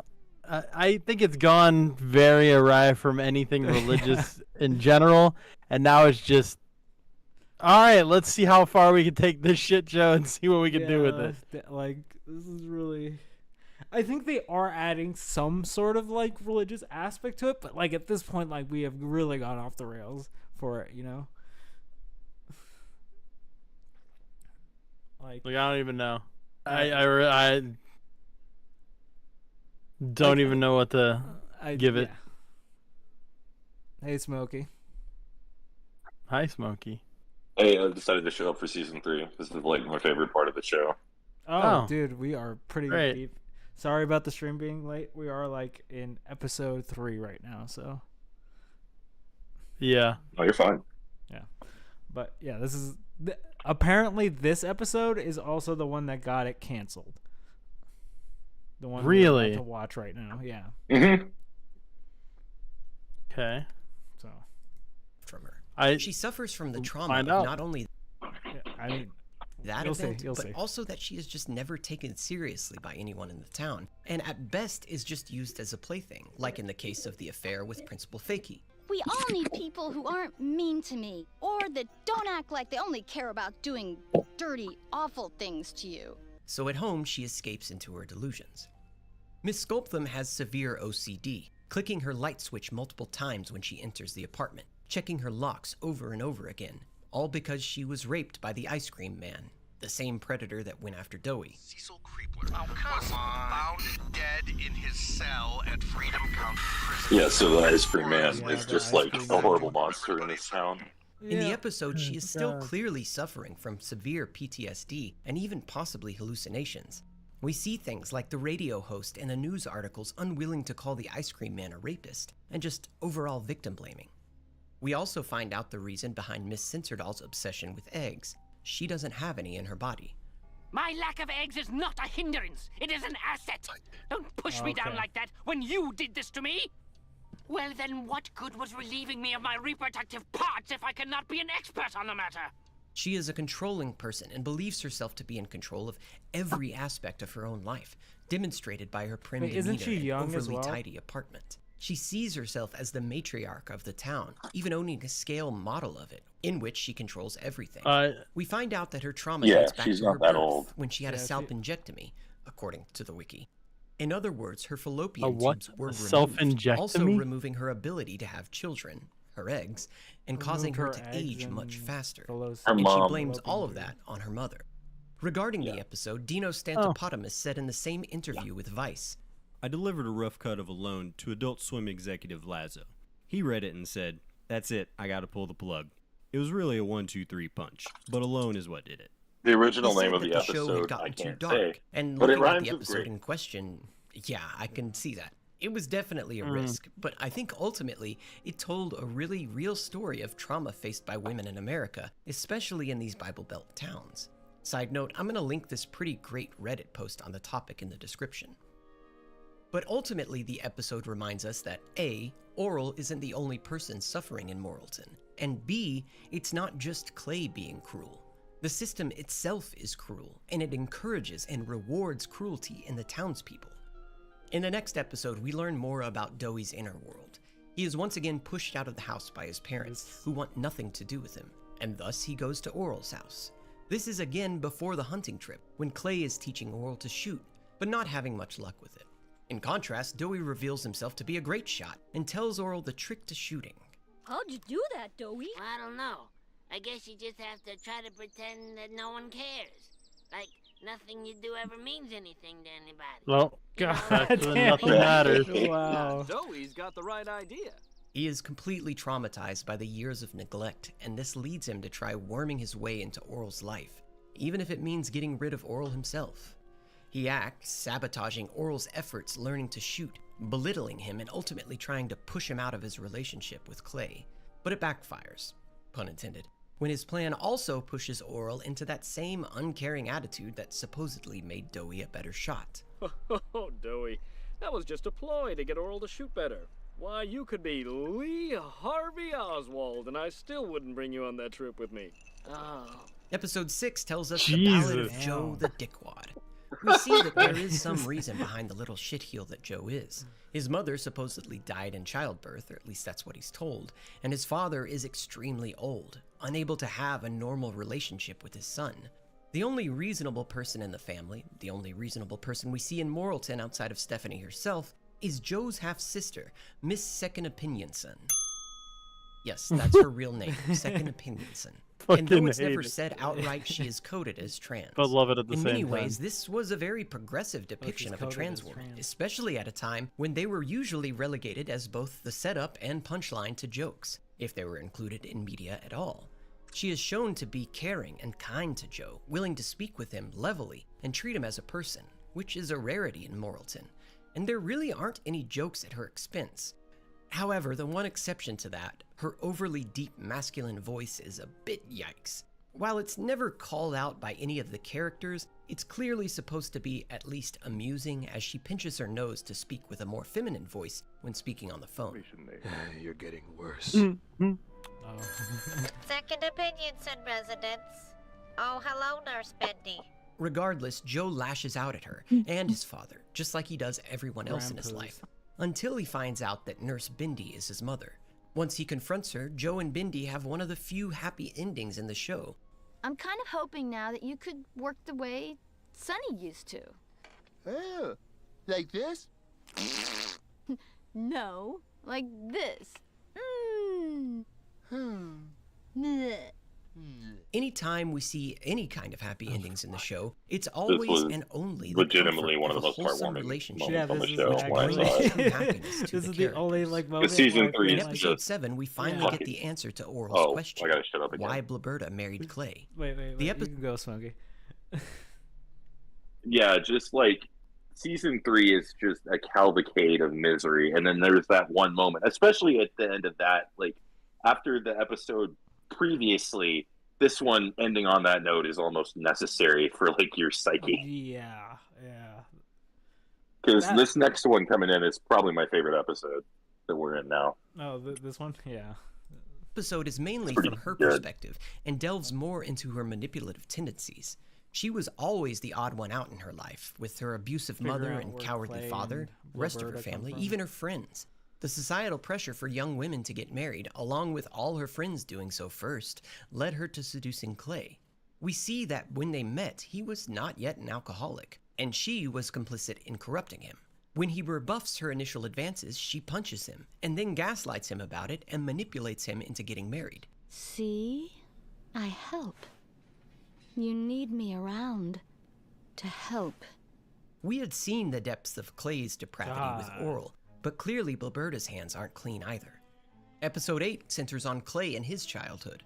We see the young Clay was much like I don't Oral, say this but lightly. with yet another Bloberta might be overbearing the mother. worst person on the show. No, for sure it's Clay. Mm-hmm. Bloberta's definitely like equal to like. Just keep watching. Yeah, This is but great. This episode really shows like how fucked Yeah. Clay is from like the beginning. He never stood a chance. This series sort of has a thing with domineering women. Only Mrs. Puppington was more of a helicopter mom, which his father did not approve of. His father tried to make Clay into a man by holding Old Gunny, which we later see repeated in the hunting trip episodes. But just like Oral, this young Clay did not enjoy holding the gun.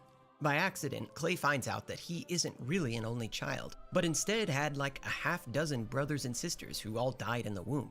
It doesn't take this well. Jesus. And in a childish fit of anger, fakes his own death using Old Gunny and ketchup. His death and sudden revival cause his mother to have a heart attack, and because it's Moral Orel, the father blames Clay for the mother's death. He's about to hit him, but then... You're not even worth it. Not worth it? Clay internalizes this, reasoning that if he gets hit, then his father must care about him. So he speaks out, constantly, insulting his father, saying anything to be punished and feel cared for. Pretty fucked up. Jesus. So in his own twisted Yeah. way, beating Oral Like, is he a never way of stood- expressing yeah. his love. He never although stood it a also chance. confirms that he has no such love for Shapey. To be like any Episode sort 9 of lets us normal in on person. Stephanie's backstory, who grew up in Morrilton and went to school there. She was in love with a cheerleader, even though said cheerleader was just leading her on and using her to prank a young Reverend Putty. It ended when Stephanie expressed her love for the girl, but was basically laughed at. Oh, and that girl? She went on to become Mother Teresa. Feel old yet? No, but she is Doey's mom, the one that never grew out of the high school phase. We also see more of Oral this episode. Again, its events occur before the hunting trip. He decides to reconnect with Christina and takes her to the dance, despite their differences. Stephanie helps the two get to the dance together, where the Reverend finds her. They have a heart-to-heart conversation, and she basically comes out to him. Well, don't worry. Nothing came of it. I just hope Oral has better luck with love than I did. Are you kidding me? You can't compare you and her to Oral and his little Orel. Except for Shapey. They have all been through the ringer in one way or another. Most of all, Like Oral, they throw in the who, as except the for Shapey. lone sane person in the family, is left to pick up their mess and carry their baggage. They cannot deal with it themselves, clearly. What happens to them after this episode is left up to the viewer's imagination. But though the truth is finally in the open, nothing has been resolved. Bloberta and Clay still hate each other, still hate themselves and their lives, still feel nothing for Shapey, and barely more than that for Oral. And there's no indication that any of it will change. Oral's face begins to shift. gets older, and finally the episode ends showing his own family. And for only a third time in the series, we see a happy ending. Orel has a family, with a woman that looks very much like Christina, a son and a daughter, and a dog that looks like Bartholomew. We see a cross on the wall. Despite everything, they still hold their beliefs. And as the episode fades, we see them spending loving time together, happily content in their home. Moral Orel stands as a unique take on the evolution of characters, and the concept that I think going over a coined, conclusion. reverse Flanderization. The show was You aired watch well the before conclusion its time, first, in an and then era we can where go Adult over it, Swim was or looking to however you wanna do experiment, it. but not if things got too serious. That's fine. We can just watch the Unfortunately, conclusion. because of I that, don't really we have a never whole got lot see to say Dino anymore. Stantlerpuss's vision completed. I do have a couple. One wonders where they would have taken the storyline. Would Clay get redeemed? Would they find a way out of their loveless marriage? Would we get any more info about Florence and Dottie? Would we see why Dr. Potter's wheel is turned on by bodily injuries? Please, God, no, not that. But in the interview, Dino gives us some examples of where he wanted to go in the following seasons. Orel's grandfather was supposed to move back with the family because he's dying.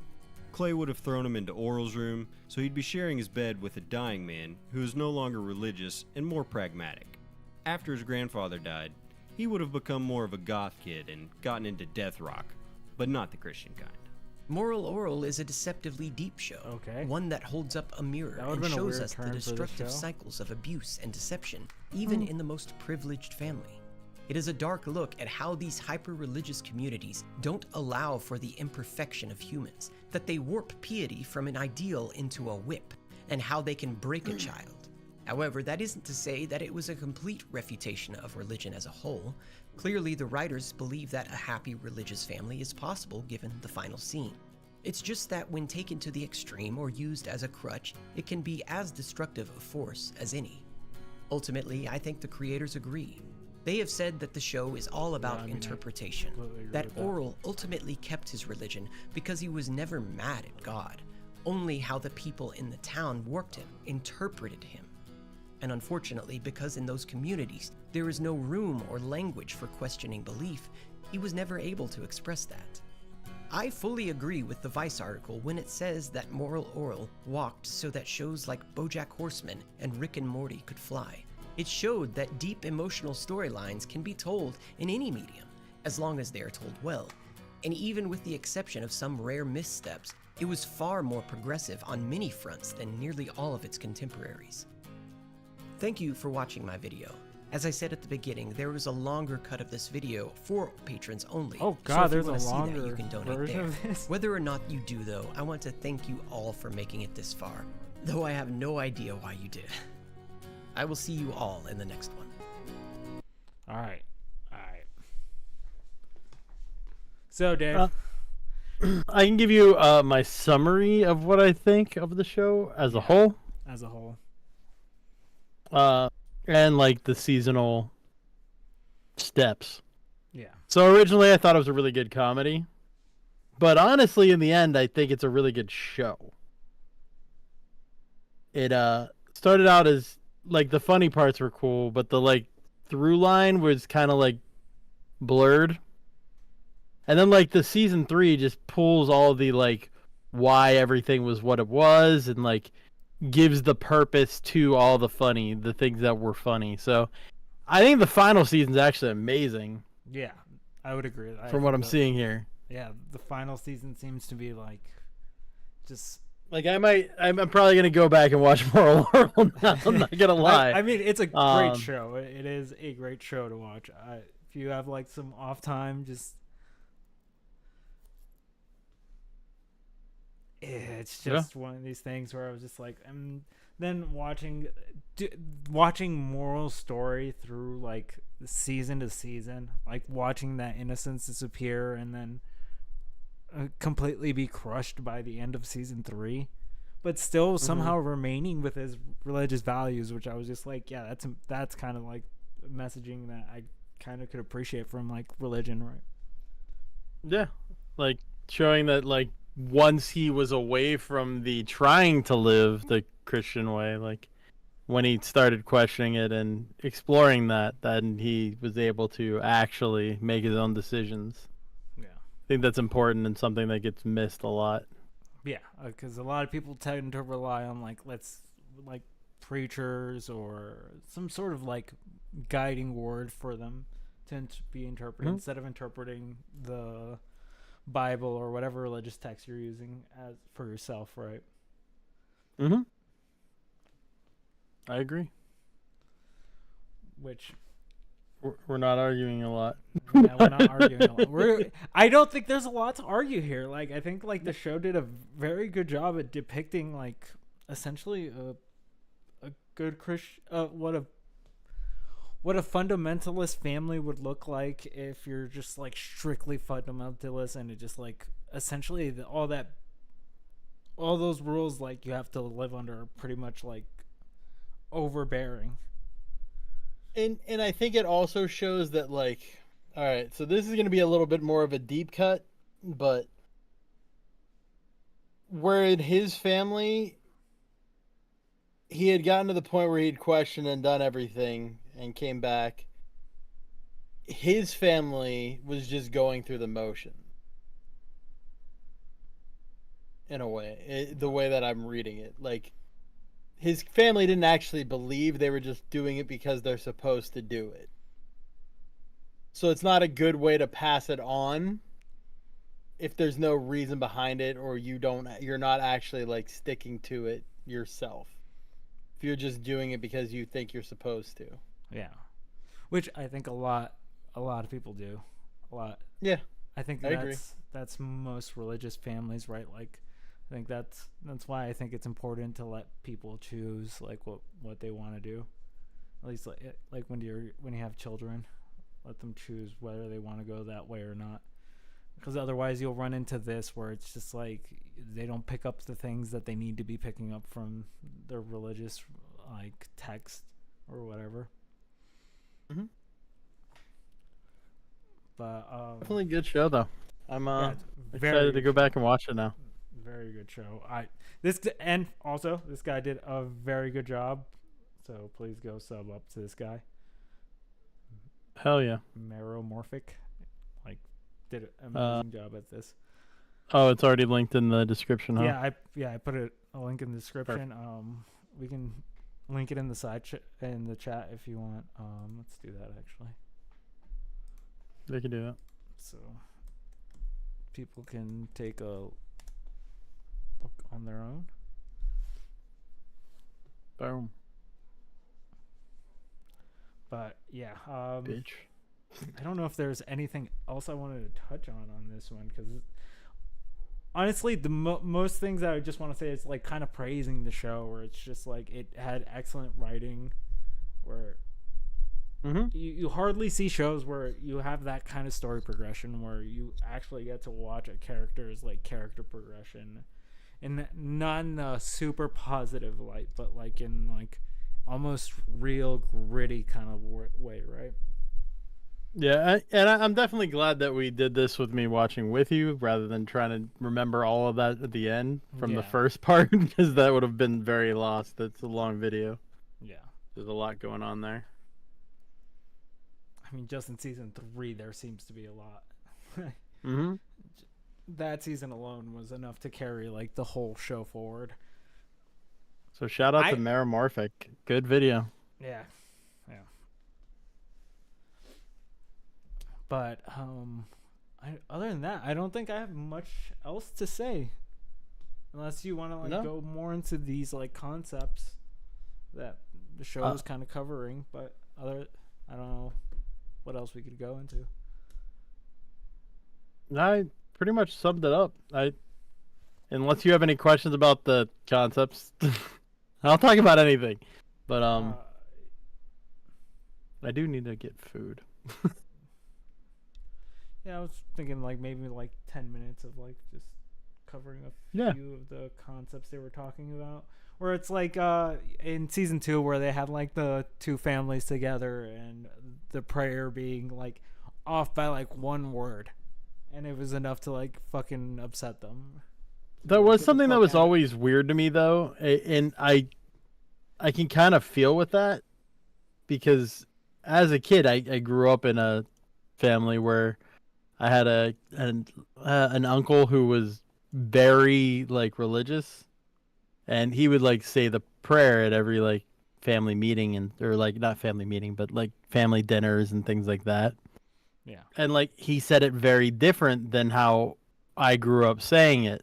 So I always thought I did it wrong and it was bad and I shouldn't ever try to do it because it's just weird because different denominations say things differently. Like the forgive us our trespasses or forgive us our what was the other one? Debtors. Debtors, yeah. It's weird because it does change the meaning in a way. And that's kind of where the whole interpretation stuff comes in, where it causes a lot of Friction between like friction between the different sects of the same religion. Even though you're all believing the same overarching story, a single word can change the most common prayer that's said in Christianity. But I think that's a bit silly, like, right? Like, I think, like, honestly, if you're at that level of, like, you're basically worshiping the same thing, going down the same rule sets, same everything. There's just that one thing that's, like, you may not agree on. But it just seems silly to fight over those, like, little interpretations. Oh, I agree. And at the same time, I don't think those personally normally make that big of a difference, but the religions do fight each other a lot, and I think that's fucked. I don't think it should be that way. Like, if you even, like I said, referring to Andrew Wilson again, I don't mean to bring his name up that much, but his community, they think the other Christians aren't good enough, you know? Yeah. If you're not that kind of orthodox, whatever. So, like, if you look at Uncle Fatty's way of looking at religion, where as long as you're a good person, it's cool. It's at odds with their view. Yeah. And it coming from me, like for me, it's just like I'm a-religious because I grew up in a household with like two religions. So like I got to see that firsthand, where it's just like you kind of. Or why are we arguing about the same thing here? So like, yeah, it's kind of what led me down that path. Well, for me, I went through a really weird cycle where for a period of time I wanted to be like a pastor, priest type of thing. Not a priest, but so I grew up Catholic first off. Gotcha. Which Catholic is very strict. Everything is follow this order. You have to do these, sit, stand, kneel. It's very like scripted and there's no freedom in it really. It's just you have to do this because this is tradition, this is how it's done. And then when I got into high school, I got into like Christian music and stuff, and I wound up going around to a lot of different churches and doing a lot of different things. And I found out that church didn't have to be the boring sit, stand, kneel, reciting what you hear, the words. Like it's a lot about interpretation and building like a fellowship and getting better with other people. And that was really cool. That's when I started looking into it, and I was like, hey, if I could make church fun like this, that would be cool. In fact, I was a youth pastor for a little while, but that's different. That's not anything important. It wasn't a long time. It was more of like an assistant thing. Yeah. I mean, that's what most but it was fun. pastors are. Yeah. It's not like paid or anything. It was just helping out. Yeah, and I don't know. It's seeing all the different religions. It's weird that they have such a rift between them when the concept of everything is the same. Yeah, in the long story, it's about forgiveness and everything. But I think Catholicism makes it really hard to latch onto. Yeah, I mean, I feel like orthodoxy like makes it really hard to latch onto, right? Like, kind of, yeah. Yeah. Like I feel like if you go into any religion and go into the most orthodox level of it, it's very hard to latch yourself onto that.